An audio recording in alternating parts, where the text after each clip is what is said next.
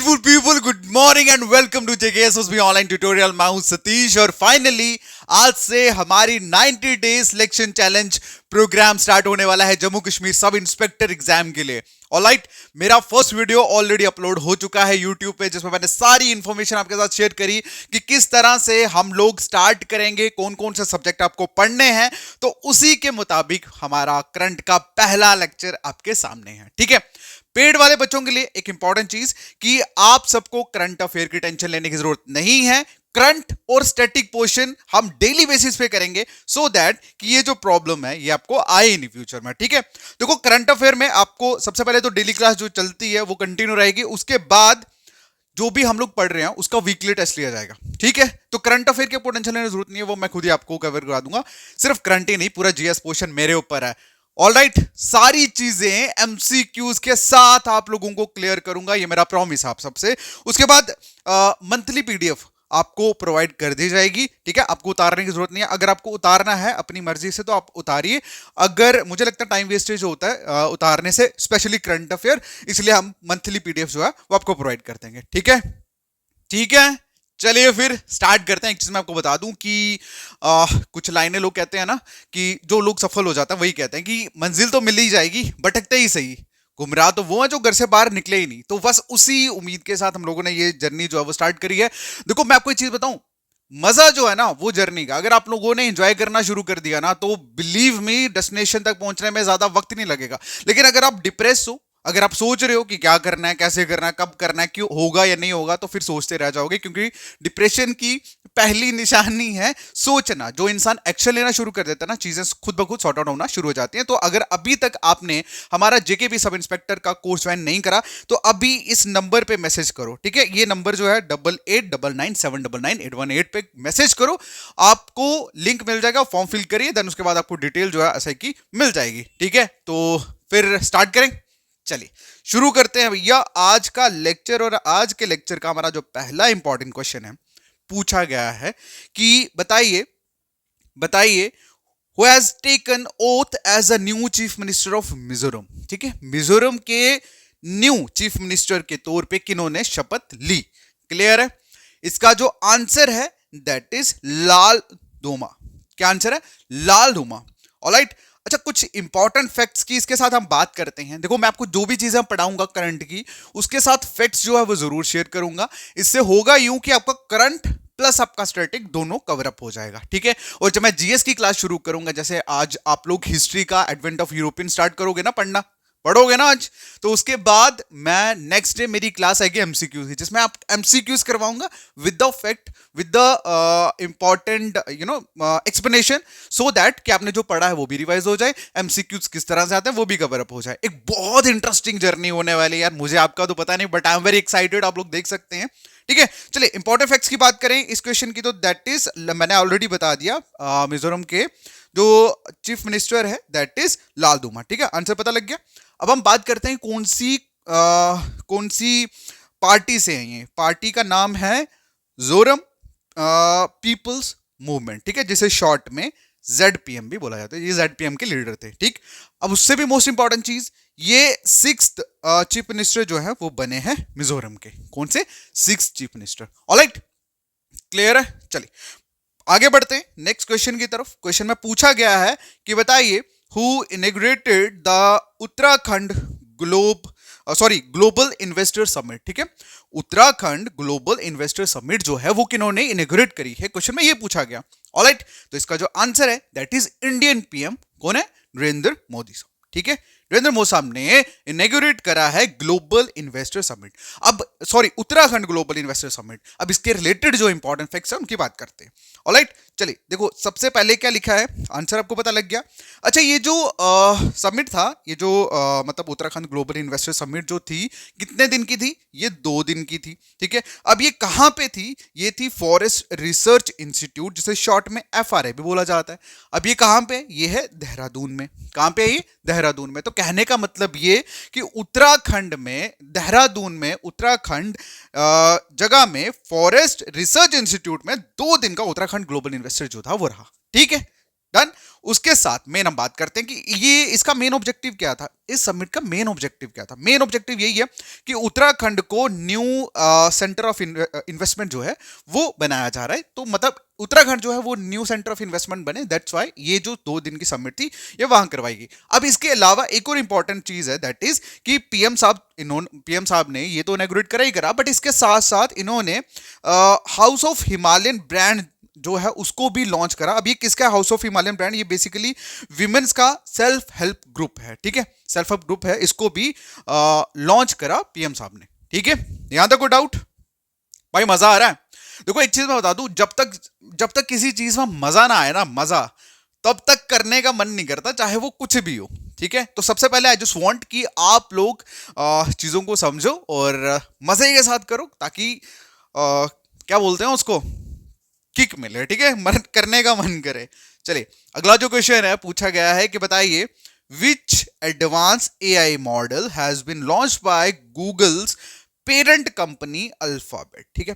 सबसे पहले बात करते हैं, ये जो आप गूगल यूज करते हो, ठीक है, अब गूगल की भी एक पेरेंट कंपनी है, ठीक है, उसको क्या बोला जाता है, उसको बोला जाता है अल्फाबेट। अल्फाबेट जो है उसी की सब्सिडरीज आती है, जिसमें गूगल हो गया, बाकी अदर जो चीजें हैं वो भी आती है। जैसे फॉर एग्जांपल मैं आपको बताता हूं, जैसे फेसबुक, इंस्टाग्राम और व्हाट्सएप, ठीक है, ये जो 3 अलग अलग कंपनीज आप देख रहे हो ना, ये किसकी, इन तीनों की एक पेरेंट कंपनी है, जिसे बोला जाता है मेटा। क्या बोला जाता है? मेटा, ठीक है। तो क्वेश्चंस में ये बेसिकली आपके जब आप कंप्यूटर सेक्शन पढ़ते हो उसमें इंटरनेट रिलेटेड जब क्वेश्चन है, इस तरह के क्वेश्चन पूछे जाते हैं, ठीक है। और एक चीज मैं आपको बता दूं, आज के टाइम पे जो क्वेश्चंस आ रहे हैं ना, वो आपके करंट से निकल के आ रहे हैं, करंट से गोलमोल करके क्वेश्चन आ रहे हैं। तो याद रखना, if you have no awareness about the recent situation of your country, of your state, then it will become very very difficult to cover all the things. आप अगर आप लोग सिर्फ बुक्स में छिपे हुए हो, जब बुक के बीच में घुसे हुए हो, तो नो डाउट आप लोग अच्छा कर सकते हैं, बट आपको बहुत अच्छा करने के लिए ना आपको करंट के साथ जुड़ना पड़ेगा। दैट्स वाई मैं मॉर्निंग में ये वीडियोस जो है वो लेके आ रहा हूँ, और I will make it more effective and more energetic, so that कि आपको मजा आए। अदरवाइज करंट अफेयर जो है ना, मोस्टली लोग टाटा बाय बाय कर देते हैं, ठीक है। चलो अब क्वेश्चन में बात करते हैं। क्वेश्चन में गूगल का जो एआई मॉडल है वो, उसका नाम क्या है? उसका नाम है जेमिनाई। क्या आंसर है? जेमिनाई, ठीक है। अच्छा एक चीज मैं और बताऊं, ठीक है, गूगल का तो ये है, गूगल का तो आ गया, लेकिन एक और वो बहुत एडवांस मॉडल है जो अभी मार्केट में चल रहा है। क्या नाम है उसका? क्या बोलते हैं उसको? क्या बोलते हैं उसको? अच्छा ये जेमिनाई के बारे में बात करते हैं। जेमिनाई का जो कंपटीटर है वो क्या है, उसको क्या बोलते हैं? चैट जीपीटी का नाम सुना है? चैट जीपीटी, चैट जीपीटी जो है वो अभी मतलब जो आप लोग सोच सकते हो, ओपन एआई द्वारा इसको लॉन्च करा गया है, और ये टॉप लेवल का आर्टिफिशियल इंटेलिजेंस मॉडल है, ठीक है, चैट जीपीटी। और चैट जीपीटी के ही कंपटीटर में गूगल ने जेमिनाई को खड़ा करा है, ठीक है, समझ आई। और जेमिनाई जो है वो गूगल का लार्जेस्ट लैंग्वेज मॉडल है, फर्स्ट ऑफ ऑल। देन उसके बाद अच्छा ये इंस्पायर्ड किससे हुआ? ये ह्यूमन इंटरेक्शन से इंस्पायर्ड है, ठीक है। और जेमिनी एआई जो है वो ओपन एआई का जो चैट जीपीटी जो मैंने ऑलरेडी बता चुका हूं उसका कंपटीटर है। ऑलराइट, चलिए अगला जो क्वेश्चन है दैट इज पूछा गया है कि बताइए at what rate RBI maintain the repo rate for the 5th consecutive time, ठीक है, मतलब 5वीं बार लगातार आरबीआई ने रेपो रेट जो है वो कितना रेट जो है वो मेंटेन करके रखा है। तो इसका जो आंसर है दैट इज 6.50%, मतलब 6.5% का। और 6.5% ये लगातार पिछले 5 टाइम से सेम ही है। ओके चलिए अब इसके रिलेटेड कुछ इंपॉर्टेंट जो फैक्ट्स है उसके बारे में बात करते हैं। दैट इज सबसे पहले तो मैंने आपको ऑलरेडी बता दिया 6.5% का रेपो रेट जो है दैट इज। उसके बाद हम बात करते हैं 5th टाइम जो मैं ऑलरेडी बता चुका हूं, 5th टाइम मतलब लगातार 5वीं बार ये 6.5% ही रहा है। और RBI has kept the repo rate without any changes, मतलब बिना किसी चेंजेस के आरबीआई ने इसको 6.5% ही रखा है। उसके बाद नेक्स्ट अगर हम बात करें तो हमारे आरबीआई के गवर्नर, ठीक है, कौन है आरबीआई गवर्नर? कौन है? दैट इज शक्तिकांत दास, ठीक है। शक्तिकांत दास जो है इन्होंने रिलीज करी है साथ में क्या, जीटीपी ग्रोथ एस्टिमेशन, ठीक है। हमारी जो जीडीपी है उसकी ग्रोथ एस्टिमेशन जो है वो भी इन्होंने रिलीज करी है। जो इंक्रीज हुआ है वो हुआ है 6.5 से लेकर 7% का इंक्रीमेंट जो है वो देखने को मिला। ठीक है, उसके बाद एक और इंपॉर्टेंट फैक्ट जो मैं इसके साथ आपको बताना चाहता हूं, that is very important as per your economy subject, that is कि जो मॉनेटरी पॉलिसी कमेटी जो है उसको कौन चेयर करता है, उसको कौन हेड करता है, दैट इज आरबीआई गवर्नर। ठीक है, आरबीआई गवर्नर जो है वो मॉनेटरी पॉलिसी कमेटी को हेड करते हैं। ऑलराइट, और हमारे इंडिया के आरबीआई गवर्नर कौन है, दैट इज शक्तिकांत दास। ठीक है, यहां तक कोई डाउट? चलिए, अभी क्या डाउट रहेगा नहीं आपको, क्योंकि देखो आधी चीजें तो कहते हैं ना, जब when you are more energetic things will automatically get sort out in. तो उसके बाद अगला जो क्वेश्चन है पूछा गया है कि बताइए, whose statue was recently unveiled in the Jaipur Wax Museum। तो जयपुर वैक्स म्यूजियम में किनका स्टैचू जो है वो अनवील करा गया। अनवील का मतलब होता है स्पष्ट करना। ठीक है, मतलब शोकेस करना, ओपन करना या इनॉग्रेट करना। ठीक है, तो इसका जो आंसर है that is doctor B R Ambedkar साहब। ठीक है, डॉक्टर बी आर अंबेडकर साहब जी का जो स्टैचू है वो जयपुर वैक्स म्यूजियम में अनवील करा गया। ठीक है, चलिए अब हम कुछ इंपॉर्टेंट फैक्ट्स की बात करते हैं इस क्वेश्चन के रिगार्डिंग। दैट इज, पहली चीज आप सभी लोग जानते हैं डॉक्टर बी आर अंबेडकर साहब कौन थे। वो हमारे इंडियन कॉन्स्टिट्यूशन के चीफ आर्किटेक्ट थे। कौन थे?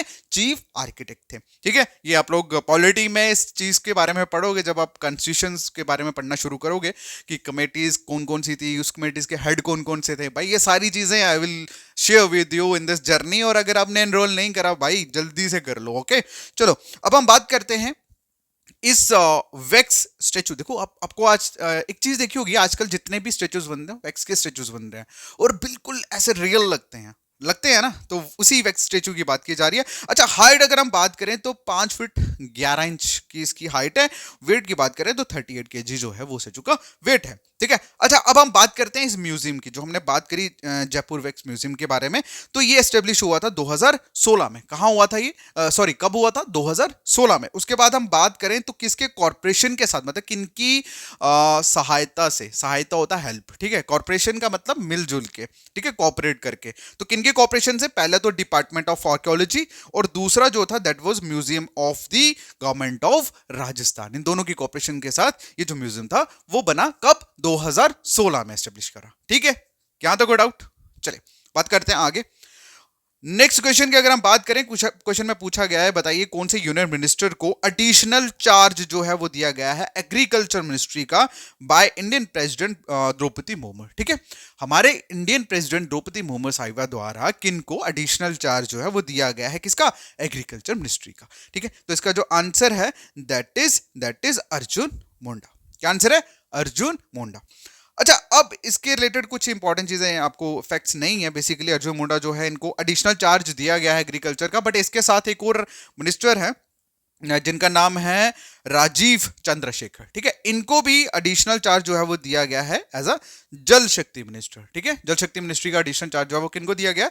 राजीव चंद्रशेखर। भाई आपको अपने यूनियन मिनिस्ट्री के बारे में कौन कौन से मिनिस्टर हैं जिनको एडिशनल चार्ज दिया गया है इसके बारे में पता होना चाहिए। ऑलराइट, चलिए अगला जो क्वेश्चन है भाई साहब पूछा गया है कि बताइए which country has been chosen to chair the 68th session of the Commission on Narcotic Drugs, जिसे शॉर्ट में CND भी बोला जाता है। ठीक है, CND की फुल फॉर्म क्या है? Commission on narcotic drugs.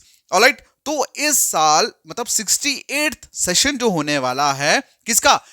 Commission on narcotic drugs के ऊपर, इसको चेयर कौन करने वाला है, इसको हेड कौन करने वाला है? कौन करने वाला है भाई? ये हमारे लिए बहुत प्राउड की बात है कि इस बार 68 जो सेशन होने वाला है सीएनडी का, उसको चेयर करेंगे हमारी इंडिया। ठीक है, हमारे इंडिया जो है, इंडियन मतलब यहां से जो एम्बेसडर जाएंगे वो हेड करेंगे। चलिए अब हम बात करते हैं कुछ इंपॉर्टेंट फैक्ट्स की। तो कोई क्वेश्चन तो आपको आंसर तो पता लग गया, इंडिया जो है वो हेड करने वाली है। लेकिन अगर हम बात करें कि ये इस साल मतलब जो होने वाला है, कौन सा सेशन होने वाला? 68th सेशन होने वाला, जिसे इंडिया जो है, इंडिया को चूज किया गया है क्या करने के लिए? हेड करने के लिए। ठीक है, चेयर करने के लिए। उसके बाद अगर हम बात करें कि हमारे इंडिया से कौन से एम्बेसडर जो है वो जाने वाला है, that is Shambhu S Kumaran, ठीक है, शंभू एस कुमारन जो है वो इंडियन परमानेंट रिप्रेजेंटेटिव है किसके, कहाँ पे, यूएन में, ठीक है, यूएन वियना में हमारे इंडिया के परमानेंट इंडियन परमानेंट रिप्रेजेंटेटिव है, ठीक है, वो मतलब सारी चीजें जो है वो चेक करेंगे वहां पे। उसके बाद अगर हम बात करें, ये सीएनडी बेसिकली क्या है, ये पॉलिसी मेकर है, ये मेन पॉलिसी मेकिंग बॉडी है किसके लिए, ग्लोबल ड्रग रिलेटेड इश्यूज के लिए, ठीक है, याद रखना सीएनडी मोस्ट इंपॉर्टेंट है।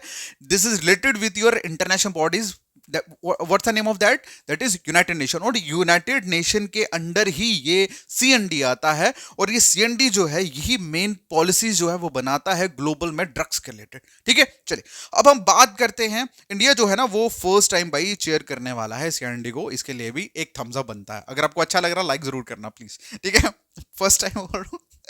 चलिए अगर हम बात करते हैं नेक्स्ट क्वेश्चन की, देखो मैं आपको एक चीज बताऊं तो मेरी हमेशा से एक आदत है, I just enjoy the moment, I just enjoy the moment, this is the Holi thing for me, because I don't know what will happen in the future, so that's why I just be in the present, enjoy the moment और मजे करता हूं, ठीक है।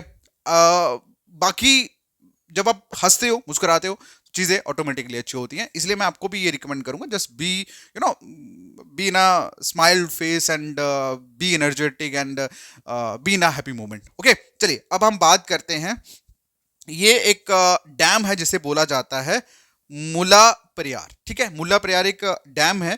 अब कौन सी state में ये लोकेटेड है, क्वेश्चन में ये पूछा गया, ठीक है। अब मैं आपको कैसे क्या बोला, मैंने कहा मैं आपको करंट और स्टैटिक दोनों चीजें करवाऊंगा। अब ये क्वेश्चंस आते हैं, ठीक है, आपको भी पता है क्वेश्चन पूछे जाते हैं एग्जाम में। अच्छा ये जो डैम है ना ये कहाँ पे है, ये केरला में, ठीक है, कहाँ पे डैम है, ये केरला में डैम है। अच्छा अब हम बात करते हैं कि ये बेसिकली इसके रिलेटेड कुछ इंपॉर्टेंट फैक्ट्स है। अब इंपॉर्टेंट फैक्ट्स क्या है, अब पहली चीज तो ये है कि करंट में डैम का क्वेश्चन क्या कर रहा है, ठीक है, पहली चीज तो ये सेटी का पोर्शन। अब दूसरी चीज डैम के रिलेटेड एक इंपॉर्टेंट करंट इशू है जो रिलेटेड है, दैट इज कि सुप्रीम कोर्ट जो है ना मतलब एक पिटीशन जो है वो साइन, मतलब पिटीशन जो है वो डाली गई है इस पर्टिकुलर डैम के रिलेटेड, जिसमें ये बोला गया है कि मतलब इस पर्टिकुलर डैम का जो वाटर लेवल है ना उसको थोड़ा रिड्यूस किया जाए, ठीक है। वाटर लेवल को रिड्यूस करने के लिए वाटर लेवल के सॉरी इस डैम के वाटर लेवल को रिड्यूस करने की परमिशन के लिए एक पिटीशन जो है वो डाली गई, जिसे जनवरी में सुप्रीम कोर्ट जो है वो मतलब इसके ऊपर हेयरिंग शेयरिंग चलेगी। तो that's why it's a part of a current, so that's why it is important as per your static portion, okay, that's why I included this question in this current affairs section, all right। चलिए अब हम बात करते हैं, मैं already बता चुका हूं कि ये जो डैम है ये कहां पे, ये पेरियार रिवर है, कहां पे, ये इडुक्की डिस्ट्रिक्ट है केरला में, वहां पे, ठीक है, डन। चलो बात करते हैं अगले क्वेश्चन की। क्वेश्चन में पूछा गया है कि अंगामी ट्राइब जो है वो मेनली किस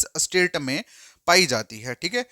अंगामी ट्राइब जो है primarily found in which state, बताइए कौन सी स्टेट में पाई जाती है। मुझे पता है कि most of the people don't know, because कोई भी नहीं पढ़ता भाई इन चीजों के बारे में, बट अगर ये करंट का क्वेश्चन है, अगर ये रिसेंट क्वेश्चन मतलब क्या बोलते हैं उसको मार्केट में घूम रहा है, so that's why it's important for your exam, right. तो इसका जो आंसर है दैट इज नागालैंड, क्या आंसर है, नागालैंड है इसका आंसर। चलिए अब हम बात करते हैं कुछ इंपॉर्टेंट फैक्ट्स की। देखो सबसे पहले आंसर तो मैंने आपको बता दिया, ये जो अंगामी नागा ट्राइब्स है ना, रिसेंटली 1500 मेंबर्स ने इस अंगामी ट्राइब नागा ट्राइब्स की 1500 मेंबर्स ने नागालैंड के एक हॉर्नबिल फेस्टिवल है ना, आपने देखा होगा आई थिंक कहीं ना कहीं सोशल मीडिया साइट पे इनका एक फेस्टिवल है हॉर्नबिल साइट, वहां पे 1500 मेंबर्स ने पार्टिसिपेट करा था। ये बेसिकली वहां के ना कल्चरल फेस्टिवल है, जैसे हमारे यहाँ पे डांडिया या कुछ अलग जो होते हैं पर्टिकुलरली, ठीक है, नवरात्रास वगैरह, जस्ट लाइक दैट ये उनका रहता है। तो वहां पे 1500 मेंबर्स ने पार्टिसिपेट करा था, और that was a moment of the current situation, so that's why it's important, ठीक है। अच्छा ये एक और चीज बताता हूँ, इंपॉर्टेंट नहीं है लेकिन फिर भी जान लो। क्वेश्चन में ये बोला गया है कि अंगामी नागा ट्राइब जो है रिसेंटली मतलब मेनली कहाँ पे रहते हैं, ये मेनली कोहिमा जगह है नागालैंड में, वहां पे रहते हैं, ठीक है। नहीं भी याद रखो कोई दिक्कत नहीं है, बीच में घुसने की जरूरत नहीं है, बस इतना समझ लो कि ये नागालैंड की ट्राइब है। उसके बाद अगला जो क्वेश्चन है, क्वेश्चन में पूछा गया है कि बताइए which word selected as the Oxford word of the year 2024, इस 2024 का Oxford word of the year जो है वो किसको सिलेक्ट करा गया है। ये क्वेश्चन का आंसर आप लोग करोगे कमेंट सेक्शन में, ठीक है, आप लोग करोगे कमेंट सेक्शन में। बस आज का लेक्चर यहीं पे खत्म करते हैं। आप लोगों से बस एक छोटी सी चीज मैं पूछना चाहूंगा कि जो लेक्चर है आज का कैसा लगा आपको, कमेंट करके जरूर बताना। और आप सभी कैंडिडेट जो भी अभी तक जिन्होंने बैच ज्वाइन नहीं करा, वो अभी मुझे मैसेज करें मेरे व्हाट्सअप नंबर, मेरा व्हाट्सअप नंबर सॉरी हमारा जो व्हाट्सअप नंबर है दैट इज 8899 799 818। ठीक है, इस नंबर पे आप मैसेज करिए, फॉर्म फिल करिए, आपको सारी डिटेल जो है मिल जाएगी। ओके, सो आज का लेक्चर यही खत्म करते हैं, मिलता है नेक्स्ट वीडियो में, तब तक के लिए thank you so much, take care, bye bye.